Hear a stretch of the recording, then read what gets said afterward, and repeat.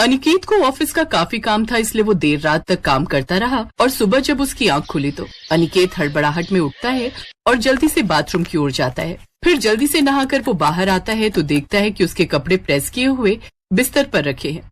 वो जल्दी से तैयार होकर कमरे से बाहर आता है और टेबल पर रखी नाश्ते की प्लेट में से एक आलू का पराठा हाथ में पकड़कर वो ऑफिस के लिए निकलने लगता है। तभी उसकी सबसे छोटी और मोटी बहन रूपाली उसे टोकते हुए कहती है, क्या है भैया, ये इस एक पराठे से क्या आपका पेट भर जाएगा? अब भरेगा तो नहीं मोटू, लेकिन लेट हो रहा हूं ना, इसलिए बिल्कुल भी बैठकर खाने का समय नहीं है। मैं लंच ठीक से खा लूंगा। अच्छा, और लंच में क्या खाएंगे? बाहर का तो आप कुछ खाते नहीं और घर का लेकर नहीं जा रहे। अरे वो अब हकलाना बंद करो और चुपचाप यहाँ बैठकर आराम से नाश्ता कीजिए। अभी पूरा पौना घंटा बाकी है आपके ऑफिस टाइमिंग में। तब तक राजमा चावल भी बनकर तैयार हो जाएंगे। मैं आपके लिए लंच के लिए वो भी पैक कर दूंगी। अरे वाह, तो पहले बताना चाहिए था ना कि अभी समय है, और ऊपर से तुम मेरे फेवरेट राजमा चावल बना रही हो। फिर तो मैं जरूर लंच लेकर जाऊंगा, भले ही मुझे देरी क्यों ना हो जाए। ओए मोटी, ऐसा कर 2 पराठे और ले आजा। ये हुई ना बात। अनिकेत आराम से बैठकर आलू के पराठे खाने लगता है। तभी उसकी 5 बहनें वहाँ खड़े होकर उसको देख रही होती हैं। उन्हें देखकर अनिकेत कहता है, अरे तुम 5 मुझे यूं घूर कर क्यों देख रही हो? तुम 5 का व्रत है क्या? हम क्यों व्रत रखेंगे भैया? तो फिर मुझे घूर कर क्यों देख रही हो भाई? तुम सब भी बैठकर खाना खा लो ना। हम आपको इसलिए घूर रहे हैं क्योंकि आप अपना बिल्कुल भी ध्यान नहीं रखते। अगर हम आपको रोकते नहीं तो आप तो उस एक आलू के पराठे को खाकर ही सारा दिन निकाल देते। और आपको याद नहीं क्या भैया, माँ हमेशा क्या कहती थी कि कभी भी खाली पेट घर से नहीं जाना चाहिए। सच में मैं बड़ा किस्मत वाला हूँ जो मुझे तुम 5 ख्याल रखने वाली प्यारी बहनें मिली हैं। अब देखो ना, सुबह लेट उठने के बाद भी सब कुछ मुझे करा कराया मिल गया। यहाँ तक कि अलमारी से कपड़े तक भी नहीं निकालने पड़े। आप भी तो हमारा कितना ख्याल रखते हो भैया। हम 5 की खुशी के लिए दिन रात मेहनत करते हो, तो आपका ख्याल रखना तो हमारा फर्ज है। और माँ बाबा के जाने के बाद एक आप ही हो जिसने हमें माँ बाप दोनों का प्यार दिया है। ऐसे ही समय बीता। एक रोज अनिकेत अपने दोस्त के साथ लंच कर रहा था। फाइनली मेरी बहन की शादी तय हो गई यार। अब कुछ दिनों के बाद वो अपने ससुराल जाएगी और फिर घर का बड़ा एसी वाला कमरा मेरा। अबे साले, तुझे अपनी बहन की शादी की ज्यादा खुशी है या एसी वाला कमरा मिलने की? यार सच कहूं तो कमरा मिलने की। नहीं, सच कहूं तो दोनों की यार। मेरी बहन है मुझसे बड़ी, लेकिन हरकत बिल्कुल बच्चों की तरह करती है। वो मुझसे रोज लड़ती है यार। कई दिनों से उसके लिए लड़का ढूंढ रहे थे, लेकिन अब जाकर कोई अच्छा लड़का मिला है उसके लिए। इस बार उसका इस शादी से पहले का आखिरी रक्षाबंधन होगा, तो सोच रहा हूँ कि इस बार उसे क्या गिफ्ट दूं यार। अच्छा सा सजेस्ट करना यार। शादी में तो वो सब अपनी पसंद का लेगी, तो राखी पर उसे क्या दूं? अबे तो खुद मुझसे पूछ रहा है यार। तेरी तो एक बहन है तो तू इतना सोच रहा है, मेरी सोच 5 बहनें हैं। अब उन सबको क्या दूं, कुछ समझ में नहीं आ रहा यार। ऊपर से मैं अभी तक उनके लिए एक भी रिश्ता नहीं ढूंढ पाया यार। यार अनिकेत, अब एक बहन हो तो बताऊं, तेरी 5 बहनों के लिए मैं क्या ही बताऊं यार। अच्छा सुन, मेरी मान तो तू ना सबको शगुन के लिफाफे में 100 रुपए डाल के दे दे यार, सस्ते में निपट जाएगा। और रही बात शादी की, तो वो तो तेरे ऊपर बड़ी जिम्मेदारी है, जानता हूं। लेकिन किसी भी तरह मुझे पायल के लिए लड़का ढूंढना ही होगा यार। आज नहीं तो कल उसकी शादी तो करवानी ही है ना। अरे ये क्या यार, तेरी बातों के चक्कर में तो सारा खाना ही ठंडा हो गया। खाना। अनिकेत की बहनें अब बड़ी होने लगी थी, इसलिए अब अनिकेत को उनकी शादी की चिंता सताने लगी और वो अब उनके लिए लड़का ही ढूंढता रहता। ऐसी एक रोज जब पायल एक लड़के से बात कर रही थी, तभी अनिकेत कमरे से बाहर आ जाता है और पायल को दरवाजे पर उस लड़के से बात करते हुए देख लेता है। जब वो लड़का वहां से जाता है तो अनिकेत, वाह, अरे वाह, क्या पसंद है तेरी? है तूने तो बड़ा हैंडसम लड़का पसंद किया अपने लिए। भैया ये आप क्या कह रहे हो? अरे शर्मा मत पगली, तू बता क्या नाम है उसका। अरे तेरे हाथ पीले हो जाए तो सबसे ज्यादा खुशी तो मुझे ही होगी ना। तभी वो लड़का वापस आकर कहता है, ठीक है मैडम, तो मैं ये रद्दी लेने कल आ जाऊंगा। हैं? रद्दी? पायल, तू अपने होने वाले पति से अब रद्दी उठवाएगी? अरे तेरे ससुराल वाले क्या कहेंगे यार? अरे भैया ये कबाड़ी वाला है। हैं? कबाड़ी वाला? चलो कोई नहीं, प्यार तो अंधा होता है ना। और वैसे भी आजकल रद्दी वाला भी अच्छा कमा लेता है। बताओ भाई, कितना कमा लेते हो? क्या भाई साहब, कबाड़ी वाला मैं हूँ और कचरा आपके दिमाग में भरा हुआ है। ओह सॉरी, माफ करना भाई साहब। भैया आपने टेंशन के चलते कहीं सच में पायल दी की शादी कबाड़ी वाले से मत करा देना। हाँ नहीं तो हम सबको उसे कबाड़ी जीजू कहकर बुलाना होगा। अच्छा अब ये सब छोड़ो। वैसे भैया आपको याद है ना आज संडे और आपने हम सबको प्रॉमिस किया था कि आप हमें रक्षाबंधन की शॉपिंग के लिए मार्केट लेकर जाएंगे। ओह तो आज मेरा कंगाल होने का दिन है। अच्छा चलो ठीक है, अब तुम सब तैयार हो जाओ, फिर हम सब शॉपिंग पर चलते हैं। अनिकेत अपनी सभी बहनों को खरीदारी के लिए एक शोरूम ले जाता है, जहाँ वो सब अपने लिए कपड़े और सुंदर सुंदर राखी खरीदती हैं। लेकिन इन सब में उसके काफी पैसे खर्च हो जाते हैं। हे भगवान, काफी पैसे खर्च हो गए। अभी तो बिजली का बिल, पानी का बिल और घर में राशन भरवाना बाकी है, और अभी तनख्वाह आने में 10 दिन बाकी हैं। लेकिन कोई बात नहीं, इन पैसों के बदले जो मैं इनके चेहरे पर खुशी देख पा रहा हूँ, उससे एक अलग ही सुकून है। अरे भैया, आप अपने लिए कुछ नहीं ले रहे? नहीं, मेरे पास अभी कपड़े रखे हैं। वो कुर्ता पजामा लिया था ना दिवाली पर, तो बस वही पहन लूंगा। वो सब घर आ जाते हैं, लेकिन अब अनिकेत काफी परेशान था। अब उसके बाकी पैसे, बिजली का बिल, घर का राशन और बाकी खर्चों में निकल गए। अब उसके समझ में नहीं आ रहा था कि वो अपनी 5 बहनों को राखी का गिफ्ट कहाँ से लाकर देगा। अगले दिन वो ऑफिस में रौनक से इस बारे में बात करता है। यार रौनक, वो मुझे कुछ पैसों की मदद चाहिए यार। साल में एक बार ये त्योहार आता है ना, तो अपनी बहनों को कुछ नहीं दे पाऊंगा तो अच्छा नहीं लगेगा यार। माफ करना दोस्त, लेकिन तू तो जानता है ना, शादी वाला घर है तो पैसे कहीं ना कहीं खर्च हो जा रहे हैं यार। लेकिन उनकी ये सारी बातें रूपाली फोन पर सुन लेती है। दरअसल गलती से अनिकेत के हाथों उसका नंबर डायल हो गया होता है। अब वो समझ जाती है और अपने बहनों से इस बारे में बात करती है। और फिर अगले दिन, अनिकेत, पैसों का इंतजाम हो गया है, ये ले रख ले। ऐसे ही राखी वाला दिन आ जाता है। फिर एक एक कर सभी अपने भाई की कलाई पर राखी बांधती हैं। आप जैसा भाई भगवान हर बहन को दे, जो अपनी बहनों को माँ बाप जैसा प्यार दे। हाँ भैया, ऊपर वाला आपको सारी खुशियाँ दे। तुम 5 हुई तो मेरी खुशी हो। तुम सब भी हमेशा खुश रहो। कुछ दिन बाद अनिकेत तनख्वाह आने पर रौनक को पैसे लौटाता है, तो रौनक उससे कहता है, अरे ये पैसे मुझे नहीं चाहिए भाई, क्योंकि ये मेरे पैसे हैं ही नहीं। ये तो मुझे तुम्हारी 5 बहनों ने दिए थे, जो उन्होंने अपनी पॉकेट मनी से जोड़े थे, ताकि तुम उनके लिए बिना परेशानी के तोहफे ले सको। और यार, उन सब ने तो मुझे तुम्हें कुछ भी बताने से मना भी किया था। ये सुनकर अनिकेत की आंखों में आंसू आ गए और घर आकर उसने अपनी 5 बहनों को गले से लगा लिया।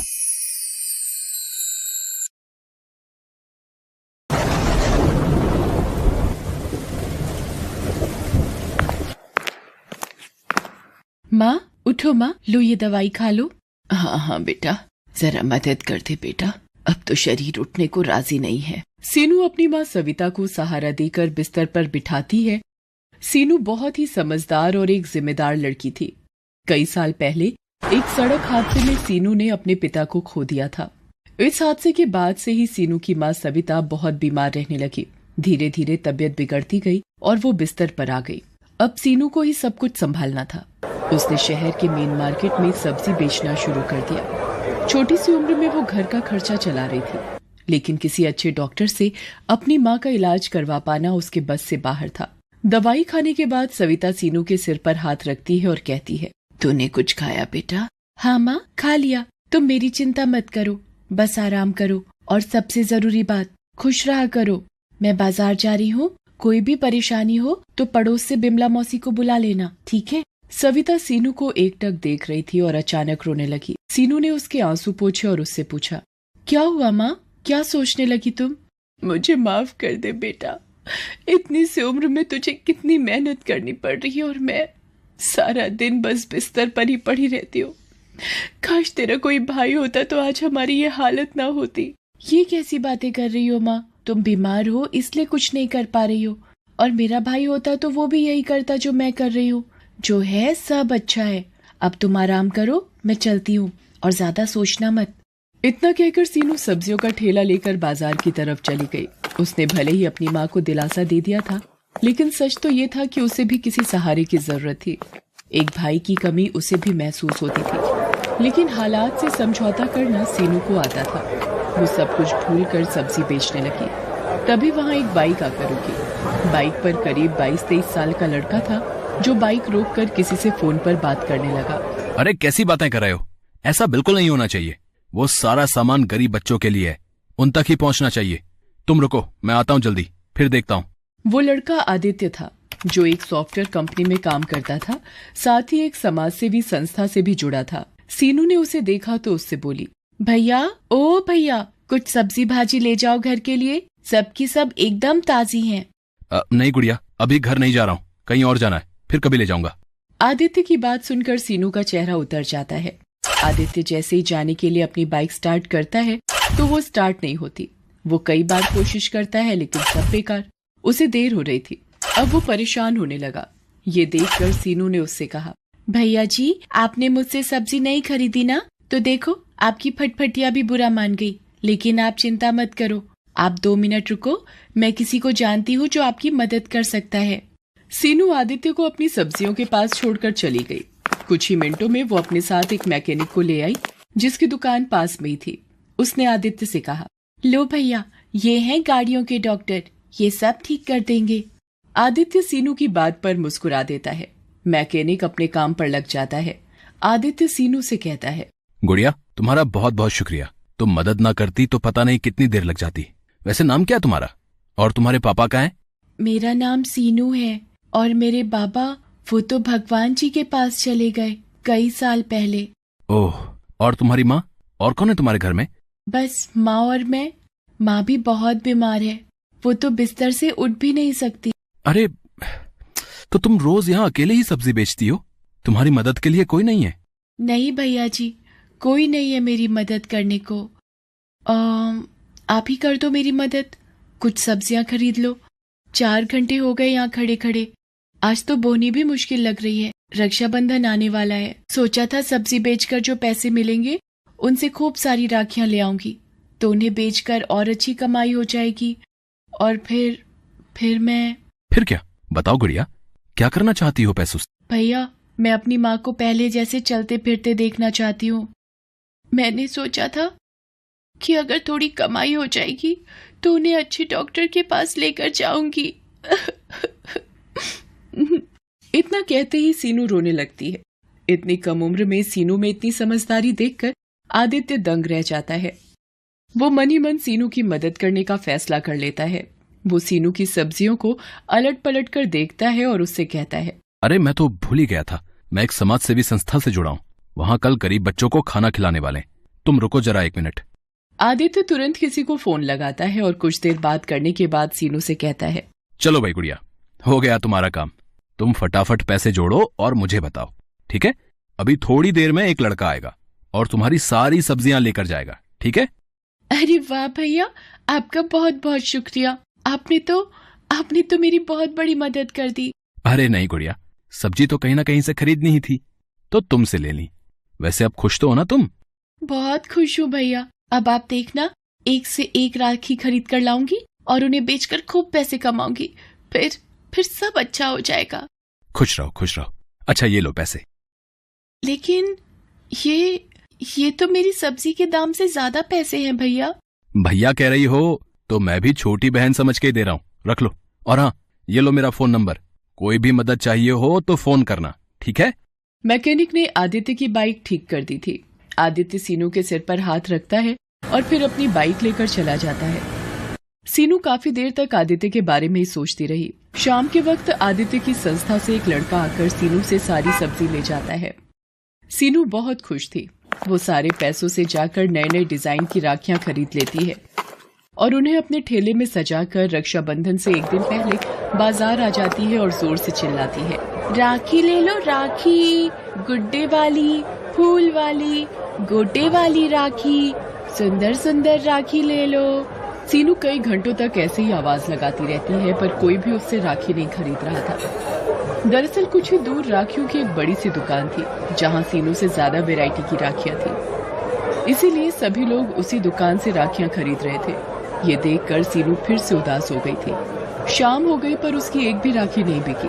वो अपनी राखियों के साथ घर पहुंची तो उसे उदास देखकर सविता ने पूछा, क्या हुआ सीनू? जाते हुए तो बड़ी खुश थी तू। क्या बताऊं माँ, पूरा दिन धूप में चिल्लाती रही पर किसी ने एक भी राखी नहीं खरीदी मुझसे।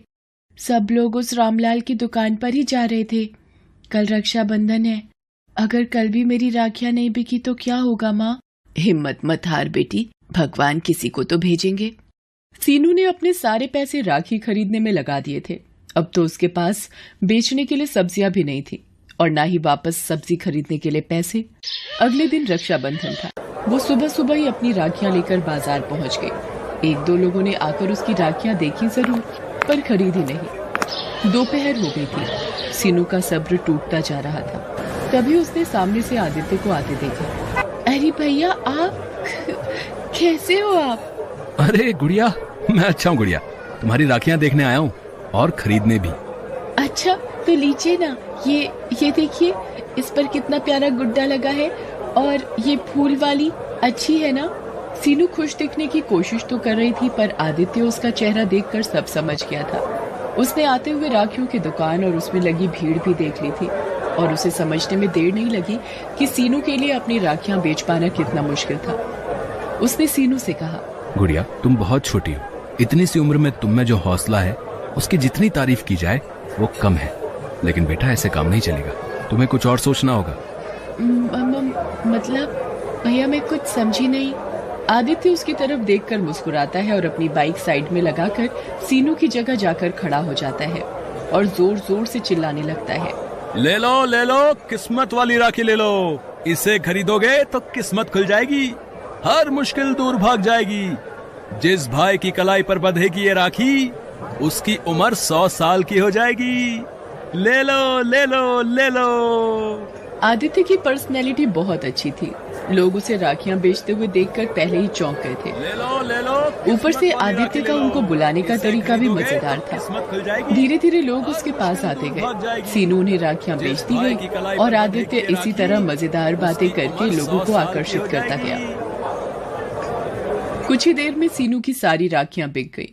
ये देखकर आदित्य बहुत खुश हुआ। उसने सीनू से कहा, देखा गुड़िया, ऐसे बेचते हैं सामान। सारी राखियां बिक गई तुम्हारी। नहीं भैया, सारी नहीं बिकी, मैंने एक राखी बचा कर रखी है। लेकिन क्यों गुड़िया? अभी तो तुमने एक ग्राहक से कहा कि सारी राखियां बिक गई हैं, उसके लिए नहीं बची। तुमने ये राखी उसे क्यों नहीं दी? क्योंकि ये राखी बेचने के लिए नहीं, बल्कि मेरे भैया की कलाई पर सजने के लिए है। मैं जानती हूँ कि मेरी हैसियत बहुत छोटी है। मुझे हमेशा से एक भाई की कमी महसूस होती थी। अगर आपको बुरा ना लगे तो क्या मैं आपको राखी बांध सकती हूँ? क्यों नहीं गुड़िया, मेरी भी कोई बहन नहीं है। और सच कहूं तो तुम्हें देखकर मुझे भी ऐसा ही लगा कि अगर मेरी कोई छोटी बहन होती तो बिल्कुल तुम्हारे जैसी नटखट होती। इतना कहकर आदित्य अपना हाथ सीनू की तरफ बढ़ा देता है और सीनू उसकी कलाई पर राखी बांध देती है। दोनों बहुत खुश थे। फिर आदित्य अपनी जेब से एक तोहफा निकालकर सीनू को देता है। सीनू चौंक जाती है और कहती है, अरे भैया, ये मेरे लिए? हाँ, तुम्हारे लिए ही है। अब बातें छोड़ो और जल्दी से इसे खोल कर देखो। सीनू जल्दी से अपना तोहफा खोलती है। उसमें शहर के एक बड़े डॉक्टर से अपॉइंटमेंट का पर्चा था। सीनू की आंखों में आंसू आ जाते हैं। वो बस आदित्य को देखती रह जाती है, कुछ नहीं बोल पाती। तुमने जितने दुख झेलने थे झेल लिए मेरी बहन। अब तुम्हारा भाई आ गया है,